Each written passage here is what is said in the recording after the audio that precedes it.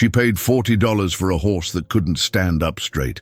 The man selling him laughed when he took her money, said she was throwing it away, said the animal was finished, broken bones, broken spirit, not worth the feed it would take to keep him alive another month. She didn't argue with him. She just hooked up her trailer, loaded that trembling horse, and drove home. What happened in the days that followed left an entire county speechless. Before we get into this story, I need to ask you something, and I want you to really sit with it for a second. Have you ever looked at something, or someone, that the whole world had already given up on, and felt this quiet, stubborn voice inside you say not yet? Because that's exactly what happened here. A widow, a broken racehorse, and a decision so unlikely that even the people who loved her thought she'd lost her mind. This story is going to stay with you. I promise you that. If you've ever rooted for the underdog, if you've ever been the underdog, hit that like button before we even start, and drop your city in the comments. I want to know where you're watching from today. And if this is your first time here, subscribe now, because we tell stories like this every single week. All right, let's go back to the beginning. The farm sat at the end of a gravel road that turned to mud every spring, somewhere in the flat, wide-open country of central Kentucky, where the bluegrass really does look blue in the early morning, and the air smells like rain and red clover from March through October. It wasn't a grand farm, not by that county's standards. There were no white-painted fences stretching to the horizon, no gleaming stables with brass fixtures, no exercise tracks where million-dollar animals ran under the watchful eyes of men with stopwatches and expensive sunglasses. It was just a working farm, a modest house with a screened porch that leaned slightly to the left, a weathered red barn that had been repaired so many times in so many places that it had become, over the decades, almost entirely a different barn from the one originally built. A chicken coop, a vegetable garden, a small paddock with a fence that needed painting, and Mira Calloway, who had lived there for 31 years and intended to die there, God willing, with her boots on. Mira was 63 years old the spring this story begins.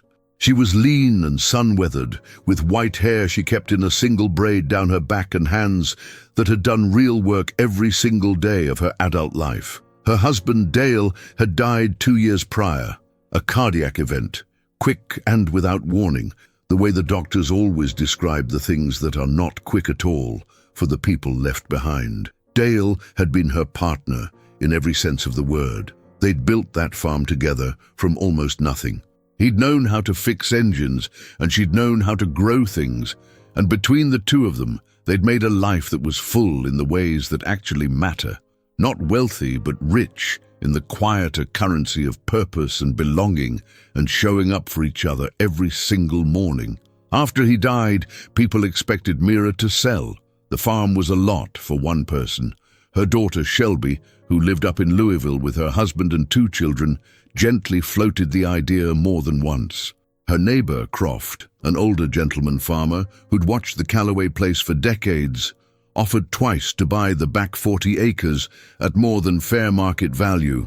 Mira thanked everyone politely and declined. She wasn't ready, and she was stubborn in the way that certain women of a certain generation are stubborn, not dramatically, not loudly, but with a permanence that you simply learn not to argue against. The farm was her anchor. The animals, her 3 remaining horses, a small herd of goats, and an aging border collie named Biscuit, were her daily reason to get out of bed. She had a routine, she had a purpose, and she was managing. Then, in the second week of March, her neighbor 2 roads over called her on the telephone and said 6 words that changed everything. "Mira, you need to see this." The neighbor was a young woman named Addison, mid-30s, who'd recently moved to the area from Cincinnati with dreams of breeding quarter horses. She'd bought a small property adjacent to a larger operation owned by a man most people in the county knew by reputation alone, and that reputation was not good. His name was Creel. He ran a second-tier racing stable with about a dozen horses in varying states of physical condition. He had no patience for animals that didn't perform. He had no sentimentality, and he had, over the years, developed a practice of discarding animals the way some people discard tools. When they stopped being useful, they stopped mattering. Addison had seen something that morning through her fence line, and it had made her stomach drop. She'd seen a horse. Mira drove the 2 miles to Addison's property in her old pickup and walked to the fence line where the young woman was standing with her arms crossed and her jaw set. The horse was in a far paddock at Creel's place, standing barely. He was a thoroughbred, tall-framed and long-legged in the way that racehorses are built, but those lines were hard to see through everything else. He was emaciated. His ribs were visible from 100 yards away. His left foreleg was wrapped in a dirty bandage that had clearly not been changed in some time. His head hung low, not grazing, just hanging, the way animals hang their heads when they've used up whatever reserves of hope they were born with. "How long has he been like that?" Mira asked. "I don't know," Addison said. "I've only been here 2 months. But my farrier was out here yesterday, and he said he's seen that horse in that paddock every time he's driven past this road. Said the bandage looks like it's been on since November." It was March. Mira stood at that fence for a long time without speaking. She'd grown up around horses. She'd owned horses her entire adult life. She had watched animals suffer, and she had made the hard decisions when suffering was the only alternative left. She knew what broken looked like. She knew when a horse was beyond bringing back. She wasn't sure this one was. There was something in the way he was still standing, still there. It was unreasonable, she thought. It defied the circumstances. But he was standing. She drove to Creel's front entrance. He met her in the driveway, a thick-necked man in his 50s, unhurried, arms crossed, looking at her the way some men look at women who come onto their property without an appointment, as an inconvenience. "I want to buy the thoroughbred in your back paddock," Mira said. "The one with the bad leg." Creel stared at her for a moment. Then he smiled, not a warm smile. "Lady," he said, "that horse is a write-off. He fractured a condyle at Keeneland 18 months ago. Came back too soon, re-injured it. Surgeons looked at him and walked away. He can't race, can't breed, can barely walk. He's costing me feed and space he isn't earning." "I'll give you $40, Mira said. Creel laughed. The sound of it bounced off the gravel. "Fine," he said. "Get him out of my sight." She didn't flinch at the cruelty in the dismissal. She just pulled out 2 $20 bills, held them out, and waited until he took them. "He's got a racing name," Creel said, almost as an afterthought, counting the bills like they were an insult he was tolerating. "Registered as August Storm. We called him Gus, worthless as a name for a worthless horse." Mira looked back toward the paddock. "I'll keep the name," she said. She loaded Gus into her trailer slowly, carefully, speaking to him the entire time in a low voice. Not coaxing, exactly, more like simply keeping him company. He trembled against the trailer wall when she shut the door behind him. She could feel the trembling through the metal. She drove home below the speed limit. The veterinarian who came out the next morning was a man named Dr. Fenwick, who had been treating horses in that county for over 20 years, and who was, by temperament, almost impossible to rattle. He was rattled. He walked around Gus twice in the paddock where Mira had settled him overnight. Fresh bedding, clean water, a small amount of quality hay that the horse had barely touched. Then Fenwick crouched down by the injured leg, removed the old bandage with a careful clinical patience, and was silent for a full 2 minutes. Then he stood up and looked at Mira. "You know what's here," he said. It wasn't a question.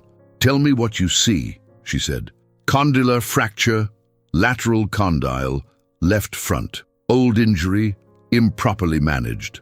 There's been some healing, I won't take that from him, but the bone remodeled unevenly, which is why the gait is compromised." He's also got significant muscle atrophy from disuse, early signs of what might be laminitis from standing still for too long, and he is severely malnourished.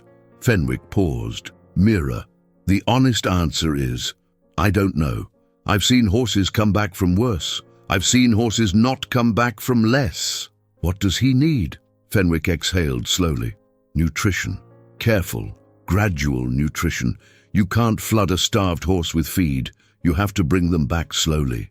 A proper bandaging protocol and anti-inflammatories for the leg. Controlled, minimal movement for at least 60 days. Short walks only, no pressure on uneven ground. And time. A lot of time. He looked at her directly. And money, Mira. I want to be honest with you about that too. We're not talking about a small investment. I know, she said. You sure about this? She looked at Gus. The horse had lifted his head slightly while Fenwick was working on his leg. Not much, just slightly. Like he'd noticed something worth noticing. I'm sure, she said. Fenwick nodded. He went to his truck and came back with supplies. They worked together for 2 hours that afternoon, and when he left, he squeezed Mira's shoulder once without saying anything more. The calls started that evening. Shelby called first. Addison had mentioned to a mutual acquaintance that Mira had bought a horse from Creel, and word had traveled the way words travel in small counties, efficiently. Mom, Shelby said, and in just that one word, Mira could hear the worry and the frustration and the love all packed together. I heard you spent money on a horse from that awful man's place. $40, Mira said. That's not the point. Mama, you're all ready. The farm costs money. You're doing this alone, and now you've taken on a horse that the professionals gave up on. The professionals gave up on your dad's heart, too, Mira said quietly. I didn't. There was a long silence on the line. That's not the same thing, Shelby said finally. Maybe not, Mira said, but I'm doing it anyway. Her neighbor Croft came by the following Saturday, ostensibly to return a borrowed fence post driver, but really she knew to have a look. He stood at the paddock fence for a while, watching Gus stand near the water trough, and then he turned to Mira with an expression of gentle, baffled concern. You know that horse is probably never going to run again, he said. I know, she said. So what are you planning to do with him? Mira considered the question seriously. Help him feel like he's worth something again, she said. That seemed like enough of a reason to me. Croft looked at her for a long moment. Then he nodded slowly, the way a person nods when they've just heard something they're going to think about for days. The first week was the hardest. Not because of any dramatic crisis, though Fenwick came back twice that week to check vitals and adjust the treatment protocol, but because Gus was so utterly withdrawn. He ate barely. He drank. He stood. He did not react to Mira's presence in any discernible way. Not with fear, not with curiosity, not with the tentative social gestures that horses, as herd animals, will normally extend even towards strangers. He was, in the most specific and heartbreaking sense, absent. His body was present. He was not. Mira had read about this in the years since Dale died, this particular kind of disappearing that happens in living creatures after sustained trauma. She had recognized it once in her own face in the bathroom mirror, about 6 weeks after the funeral. The way the eyes go slightly elsewhere, the way the body goes through its motions while something essential retreats. She didn't try to force him back, she just showed up, every morning at 6, every evening at 5. She would sit on the top rail of his paddock fence and just be there. She'd talk, not always to him specifically, sometimes just out loud, the way you do when you've lived alone long enough that silence starts to require filling. She talked about the farm, about Dale, about Shelby's kids, her grandchildren Obie and June, who were 7 and 4 respectively, and who wanted to come visit, but whom Mira had been putting off because she wasn't sure she had the energy to be the grandmother they needed. On day 9, Gus took 3 steps toward her, not toward the water, not toward the hay. Toward her. She stayed completely still. She didn't reach out. She just let him close the distance. He stopped about 4 feet away and looked at her. The long, slow, evaluating look that horses give, those great dark eyes with their depth that has always made Mira feel irrationally that horses understand far more than they're given credit for. She looked back. "Hey, Gus," she said softly. He held the gaze for several seconds. Then he went back to the hay. That evening she called Shelby. "He walked toward me today," she said. Shelby was quiet for a moment. Then, "Mom, tell me about him." And so Mira did. She talked for 40 minutes, and Shelby listened, and neither of them said anything about the money or the risk or the practicalities of it all. They just talked about Gus, about what Fenwick had said, about the way he stood in the morning light. At the end of the call, Shelby said, "I'm going to bring the kids next weekend, if that's okay." "That's more than okay," Mira said. "That's everything." Meanwhile, something unexpected was happening in the county. Word had spread, the way word always does in small places, that Mira Calloway had taken the broken horse from Creel's place, and reactions had been mixed and vocal. Some people thought it was admirable, some thought it was foolish. A few made pointed remarks about widows on fixed incomes and questionable decisions. But then Tamsin, a woman who ran the local agricultural co-op and who had grown up barrel racing and who had opinions about horses that she was not shy to share, drove past Mira's farm and stopped her truck at the fence line. She watched Gus for about 10 minutes. Then she found Mira in the garden. "That horse has good bone structure under all that mess," Tamsin said without preamble. "I know," Mira said. "What's Fenwick saying about the leg?" "Guarded, but not hopeless." Tamsin pulled out a card and handed it to Mira. "My cousin is an equine rehabilitation specialist, works up near Lexington. She's done things with injured horses that the racetrack vets gave up on. I'm not making any promises, but I think she'd want to come look." The cousin's name was Birdie, short for something old-fashioned and southern that she'd long since stopped correcting people about, and she arrived on a Tuesday morning in a rust-colored truck with a trailer full of equipment that Mira had never seen before. She was in her late 40s, compact and efficient in her movements, with the particular calm of someone who has spent a great deal of time around animals in pain and has made peace with what that requires. She examined Gus for nearly 2 hours. When she finished, she sat down at Mira's kitchen table and drank the coffee that had been waiting for her and spoke plainly. "The fracture site has consolidated," Birdie said. "Unevenly, like Fenwick told you, but consolidated. That's actually meaningful. It means the bone is done doing what it's doing, which means we're not working against an active injury. We're working with a healed but poorly healed structure." She paused. "There's a protocol, hydrotherapy, targeted physiotherapy, progressive loading that I've used on horses with similar profiles. I won't tell you he'll ever race. I don't believe he will. But I think he could be a sound horse, a comfortable horse. I think he could have a quality of life. That's all I need," Mira said. Birdie looked at her steadily. "It's going to be a 6 to 9 month process. I can come out twice a week for the first 2 months, then taper from there. I want to coordinate with Fenwick. I want you involved every step. You'll need to learn the exercises. You'll need to do them on the days I'm not here." "I'll learn," Mira said. Birdie nodded slowly. "Why this horse?" she asked, not skeptically, but with genuine curiosity. "You could have found a healthy animal for less money and less trouble." Mira wrapped her hands around her coffee cup and was quiet for a moment. "Because nobody else was going to," she said, "and he was still standing. That felt like it meant something." Birdie drove out twice a week for 8 weeks. The farm became, in a way it hadn't been since Dale died, busy with a specific purpose.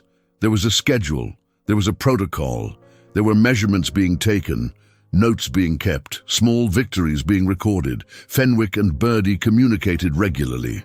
Mira kept a notebook in the barn. Observations, questions, dates of treatments, what Gus had eaten, how he had moved, whether he had done the thing where he came to the fence to meet her in the morning. He started doing that on day 19. Every morning at 6, when Mira walked from the house to the barn, she would hear the soft sound of Gus's hooves in the paddock before she could see him. And by the time she rounded the corner, he would be at the fence, waiting, looking toward her with those dark eyes. She started bringing him a small apple slice, a ritual. Obie and June came to visit as Shelby had promised. June was tentative around the big animals, but Obie, who was 7 and fearless and had Dale's eyebrows, climbed straight up to the second rail of the fence and held out his palm with the flat, brave confidence of someone who has been told his whole life that animals can sense your feelings and so has decided to have only good ones. Gus walked to the boy and breathed on his hand. Obie giggled. It was the kind of sound that fills a place and lingers. Shelby stood beside her mother watching and said nothing for a long time. Then she reached over and took Mira's hand and held it. The way you hold someone's hand when you don't need to say what you're feeling because it's simply there between you. Mira held back. Week 14. Birdie came out on a Thursday morning in June, which was warm and heavy and smelled like summer coming in hard. She ran through Gus's routine assessment, flexion tests, gait evaluation in a straight line, then a careful turn, then a wider arc. She watched. She felt along the leg. She asked Mira questions about the previous 4 days. Then she stepped back and looked at the horse standing before her. Gus had transformed in a way that people drove past the farm specifically to see, because word had gotten around, the way word does, and because the transformation was the kind that's difficult to look away from. He had gained weight steadily, appropriately, so that his rib cage had disappeared beneath proper muscle and a coat that now caught the morning light in long, healthy planes. He held his head up. He had opinions about things, about where he wanted to stand, about which hay he preferred, about whether Biscuit the border collie was allowed to come too close to his water bucket. He was not, Gus had made clear in no uncertain terms. He was, Mira thought, magnificent. Birdie looked at her with an expression she hadn't worn before, something careful and restrained, like a person holding something fragile. "I want to put him on a lunge line today," Birdie said. The lunge line, the long, lightweight line that allows a horse to move in a controlled circle around a handler, is a basic piece of equine equipment. For a horse in rehabilitation, it represents a milestone. It means the horse is being asked for the first time to carry its own weight in movement without the artificial support of very controlled groundwork. It means you're finding out what's really there. "Okay," Mira said. They worked slowly. Birdie at the center, line in hand, Gus moving at a walk in a wide, careful circle. Mira stood at the fence with her arms resting on the top rail and watched. He walked. He walked without the short, hitching step that had characterized every movement since she'd brought him home. He walked with, and she barely allowed herself to think this word, evenness. 4 beats, true and steady. Birdie asked for more. Gus moved into a trot. The trot of a thoroughbred is a thing that Mira had seen thousands of times in her life. She had never felt it the way she felt it in that moment. The long stride, the forward reach, the engine of it. Gus's trot was not a racehorse's trot, not the floating, ground-devouring trot of a conditioned athlete at the peak of training. But it was real. It was sound. It was a horse who had been told by every circumstance of his recent life that he was finished, moving as though that verdict had never been delivered. Birdie let him go around 3 times. Then she brought him back to a walk, then to a halt, and she stood there for a moment with the line in her hands and her head slightly bowed, and Mira thought she might be crying but wasn't entirely sure and didn't ask. Croft was driving by. He pulled over. He got out of his truck and leaned against the fence 40 yards away and watched without speaking. Tamsin, who had a 6th sense about things happening at Mira's farm, materialized from somewhere and stood next to Croft. Then Addison arrived. She had apparently been watching Birdie's truck in the driveway from her property, and she came to the fence on the far side and put her hands over her mouth. Nobody spoke. Gus came around to the fence where Mira was standing and put his nose on her shoulder, just rested it there, the warm weight of it. Mira closed her eyes. She thought about Dale, not with the ragged grief of the first year, but with the steadier, more complex thing that grief becomes when you've lived with it long enough. She thought about the morning Dale had first walked this property with her, 31 years ago, pointing out where the barn would go, where the garden, where the fence line. The way he'd said this, is it, Mira with a certainty she'd trusted completely. She thought about Gus in that paddock at Creel's place, still standing. She thought about herself, 2 winters ago, still getting out of bed every morning even when she wasn't sure why. Still standing, she thought, all of us, still standing. She opened her eyes. Birdie was watching her. "I want to call a colleague of mine," the rehabilitation specialist said quietly. "He works with therapeutic riding programs, not racing, not competition, programs for children and veterans and people in recovery. He's always looking for horses who have the right temperament." She paused. "I think Gus might be one of those horses." Mira looked at her horse. He had stepped back from the fence but was still close, grazing with a loose, unhurried ease that she had not seen from him before. Content. Simply, genuinely content. "Tell me about the program," Mira said. "It's local. 30 minutes from here. They take horses in, the ones who've been through something difficult and come out the other side with this particular quality. They're calm with people who are scared. They're patient. They seem to understand what's needed." Birdie looked at Gus. "I've worked with a lot of horses over the years, Mira. I can usually tell. This one, he's going to be very, very good at making people feel safe." The morning light shifted. Somewhere across the property, a mockingbird started in on its repertoire. Biscuit lay in the shade of the barn, watching everything with the serene authority of a dog who has decided the world is generally fine. "Yes," Mira said softly. "That sounds exactly right." Birdie's colleague was a man named Rafferty, who had started the therapeutic riding program 8 years prior after his own son, a teenager named Corbett, who had struggled severely after a car accident, had found something in the company of horses that he hadn't found in therapy offices or hospital rooms. Rafferty drove out to the farm on a Saturday morning in late July. He was a quiet man with a deliberate quality to his attention, the kind of person who doesn't say much but takes everything in. He spent 2 hours with Gus. He watched how the horse responded to sudden movement, to unfamiliar sounds, to a child. He'd brought his youngest daughter, Winona, who was 9, approaching without announcement. Gus stood still for the girl. He lowered his head to her level. He breathed slowly. Winona put her hand on his nose and looked up at her father. Rafferty looked at Mira.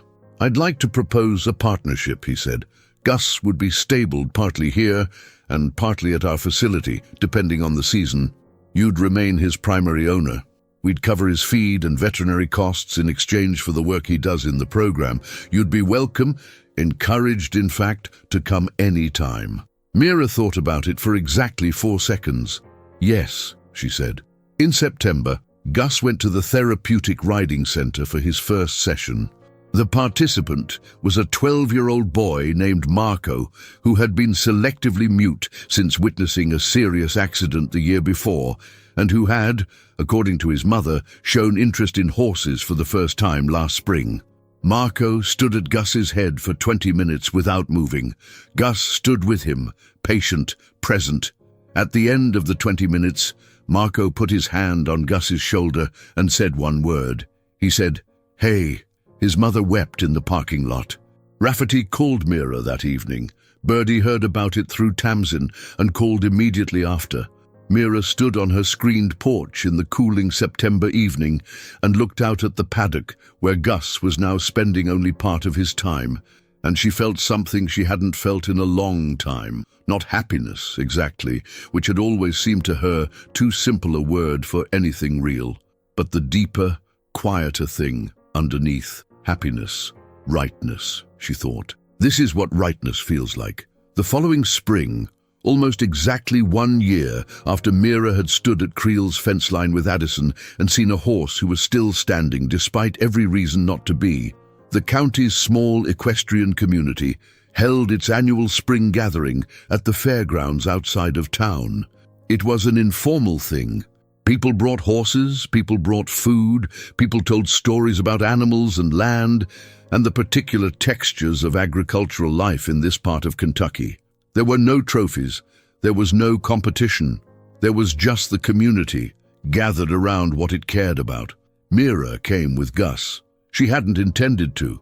Rafferty had mentioned it in passing, suggested that Gus might enjoy the outing, that horses in therapeutic programs benefit from varied social exposure. She'd said she'd think about it, and then found herself hitching up the trailer on Saturday morning without quite deciding to. They arrived to find Croft already there, talking to a group of older farmers by the fence. He saw Gus come out of the trailer and stopped mid-sentence. He walked over. "Look at him," Croft said quietly, and without any of his former skepticism. Tamsin materialized almost immediately. She always did, and stood with her arms crossed, nodding slowly with the satisfied expression of someone whose referral has paid off more richly than even she had anticipated.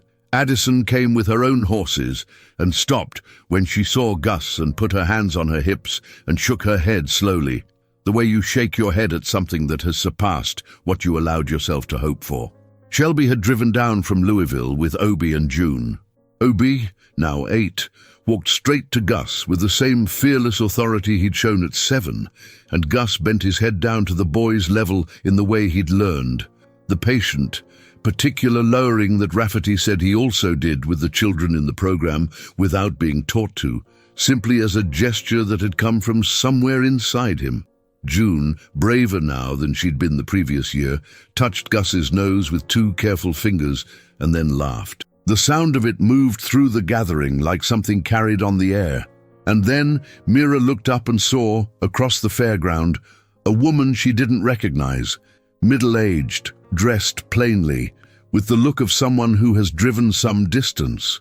The woman was watching Gus with an expression that was difficult to read from far away, something between disbelief and relief. The woman caught Mira's eye and walked over. "Are you the one who bought August Storm?" she asked. Mira nodded. The woman introduced herself as Dorothea.